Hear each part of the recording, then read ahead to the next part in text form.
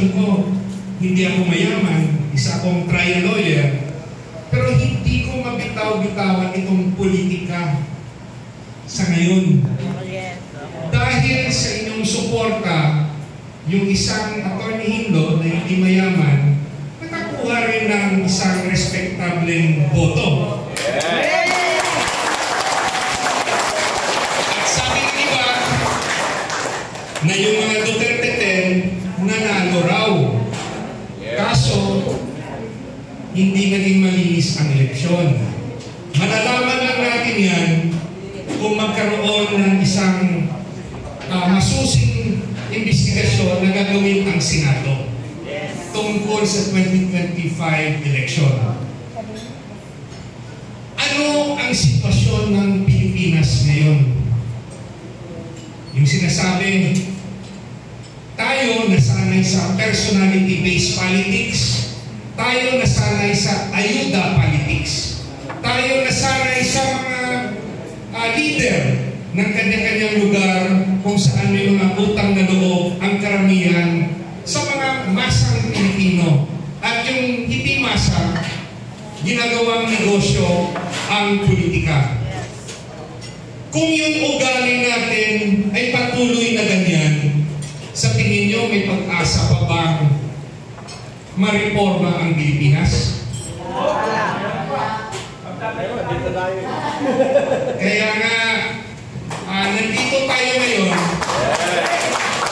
kasi kahit masakit sa ating damdamin ang mga naranasan natin at yung nakikita sa larangan ng politika, nagbibigay pa rin tayo ng pag-asa na ang ating bayan ay dapat huwag nating pabayaan at ipaglaban natin. Laban sa kapwa Pilipino. Itong reforma, pag itinayo natin ito, anong direksyon nito?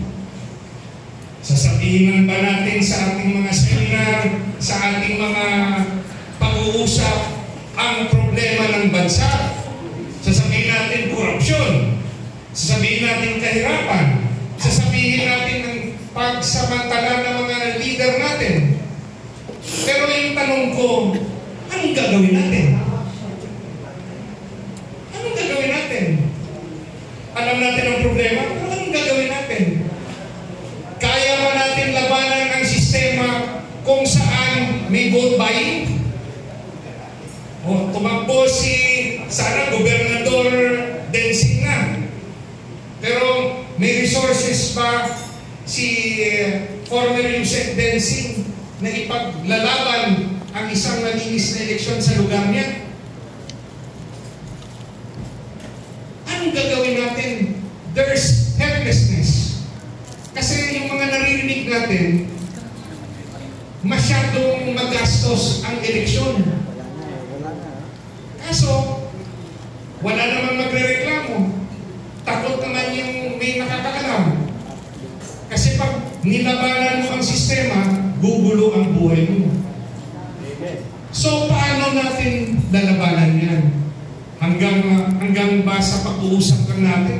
Tatayo tayo ng reforma. Ang dami ng mga kaalyado natin sa Duterte na nagtayo rin ng kanilang mga grupo. Nagpapalakas rin sila. Pero bakit sa party list hindi maganda yung ating showing? Nanalo yung Duterte Youth, disqualified. Tanggalin si George Garcia. Tama. Ang sa aking tingin, kung itanong nyo sa akin, saan o ano ba ang direksyon ng ating grupo? Dapat nakatuon tayo sa 2028 election at kung gusto natin may pag-asa ang ating bansa, ang dapat na susunod na presidente ay presidente ng reforma.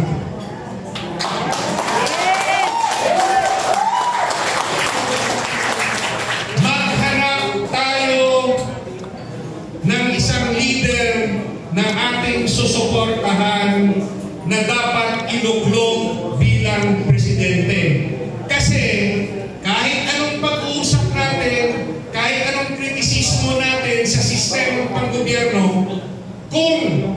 ang susunod na presidente ay kinain ng sistema at walang programa na makakabago sa ating bansa, hanggang dito lang tayo.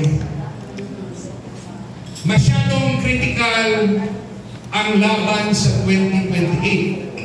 Sa ngayon, marami tayong naririnig sa ating mga kasamahan na nagsasabi ito ang problema sa Administrasyong Marcos, kailangan nating baguhin. Pero kung hindi natin mailuklok ang ating napiling presidente sa 2028, napakalakas po ng kapangyarihan ng isang presidente. Siya po nag-aapoy ng mga cabinet secretaries, siya po yung leader sa DOJ, siya po yung magkokontrol sa DOJ secretary, siya po yung magkokontrol sa ekonomiya. Ano ba ang mangyayari sa atin pag isang trapo at hindi leader na may malasakit sa ating bayan ang mananalo? Parang another hopeless Philippines for another 6 years. So from now up to that's another 9 years. Kaya ba natin na mag-antay?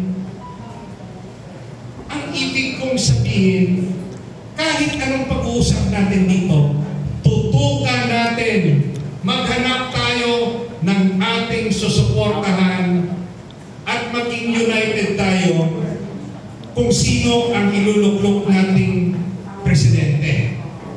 Now, pag napili ba natin, assured ba tayo na mababagong Pilipinas? Hindi pa rin. Dahil kahit malakas ang ating presidente o ang ating presidentiable, kung hindi natin marereforma ang COMELEC, ang eleksyon, sa tingin ba natin magiging patas ang laban? O magsususpecha pa rin tayo na ang vote counting machine ay hindi accurate? Yung talaga bang boto natin ay yan ba ang talagang bibilangin ng makina? O dapat natin ilaban at hingin sa COMELEC na dapat manual counting tayo at the precinct level? Para ang representatives natin meron election return. At yung transmission, saka na maging electronic. So it should be a hybrid. Ito yung malit ko. Kasi tayo, buboto tayo sa kabota. Pasosyal ka pa. Kakainin ng makina. Lalabas ang resibo. Yung iba nagre-reklamo na hindi pareho yung lumabas sa resibo sa pinilang. Yung iba nagre-reklamo bakit overvoting, 12 lang naman yung binoto nila.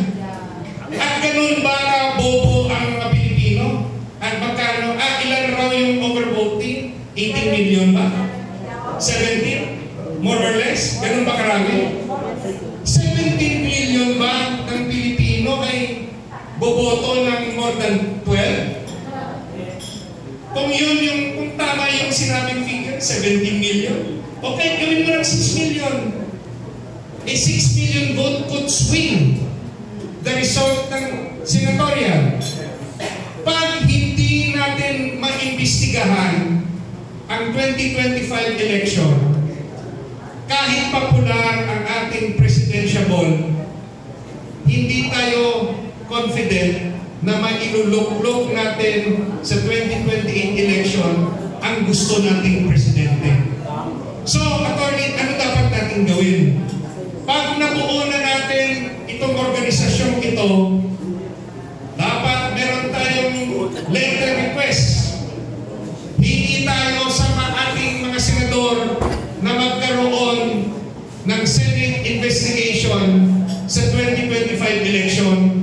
Bakit Senado? Meron ng pending case sa COMELEC. Meron ng pending case sa Supreme Court. Pero mabagal ang proseso doon. Dahil sa due due process na tinatawag, nagsasagutan pa sa papel at pwedeng ilaban sa Korte Suprema. Pero kung Senate investigation, di ba nakita natin yung quadro, ang bilis? Pag sinabi na yung isang dokumento, dapat ibigay, otherwise makukulong. O di gawin rin ng Senado para mabilis ang investigasyon sa eleksyon. Yan po ang nakita natin na pinakamabilis na paraan at pinakamura. Pabuksan yung mga balota ng mga sample areas para makita natin ang balota ba pareho sa resibo, pareho ba sa transmitted result. Kung pareho, di talagang nagkulang tayo sa kampanya. Gaya sa akin, sa personal, nagkulang ako sa pagbisita sa Luzon at Metro Manila. So alam ko, may pagkukulang sa aking kampanya. Kung totoo man na walang daya, di magpakilala ko ngayon. Pero kung makita natin na iba yung resulta, mahirap po magkampanya kung yung resulta na desisyonan ng makinarya o ng makina. Nahina mo yung Lanao del Sur. Now, so we have to have a position regarding election, and we appeal to our senators para ma-ensure natin na yung 2020 election patas. Kung natalo tayo, basta patas na laban. Ang ano rin yung dapat natin gawin para magkaroon tayo ng isang malakas na kandidato bilang presidente, we have to organize. Dapat palakihin ang grupo ng reforma.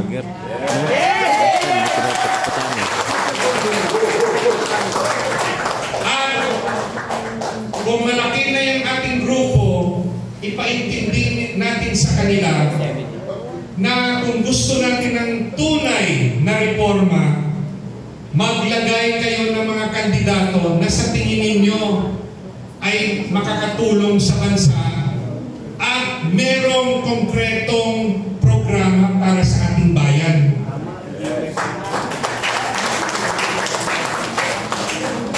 Bago ako magtapos sa aking pag-uusap o sa aking sharing, gusto ko lang i-remind sa atin na yung isang rason na bakit rin ako nasaktan na hindi pa ako nanalo ng eleksyon. Dahil ako po'y naniniwala na yung aking programang pinag-aralan at isinusulong sa ating bansa ay yan talaga ang makakapagbago sa Pilipinas. Lalo na sa ekonomiya. Sinasabi ko nung kampanya na dala ni Atty. Hino ang pinakamagaling na National Economic Program sa ating bansa. Ano po yun? The Philippines needs to industrialize. We need to become a manufacturing country. Ang prioridad natin pagpaparami ng trabaho. Hindi lang nag-i-import ng mga bagay-bagay. Dapat nagmamanufacture tayo para marami tayong factories. Pangalawa, we have to do, dapat natin gawin, state-managed farming. Ano nga yan? Baka nakalimutan na ninyo. Ang mga lupain na pagmay-may-ari ng gobyerno na nakatiwangwang, dapat lagyan ng gobyerno ng negosyong agrikultura. Pagtatanim, warehouse, factories, distribution center, transport center, lahat ng negosyo na nakatuon sa agrikultura, gobyerno na magkapital at maggawa ng mga trabaho. Imagine nyo ang daming trabaho magagawa. Yung pangalawang parte niyan, lahat ng lupa na pagmamayari ng pribadong sektor na pwedeng lagyan ng negosyong agrikultura,